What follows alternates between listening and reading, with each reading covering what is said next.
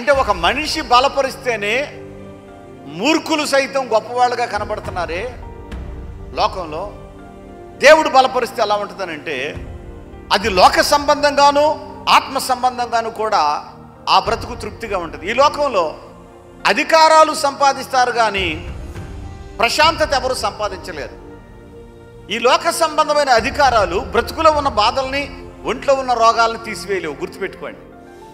డబ్బు ఉండొచ్చు, అధికారం ఉండొచ్చు, కానీ మనిషి బలపరిచే బలము కేవలం భౌతికంగానే ఉంటుంది తప్ప ఆ భౌతికంగా కూడా ప్రశాంతతనివ్వలేదు.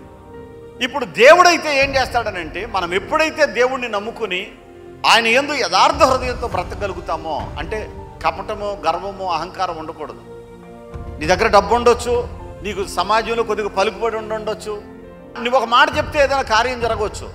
అయినంత మాత్రాన ఎట్టి పరిస్థితుల్లో మన తల పొగరెక్కి పైకి ఎత్తకూడదు.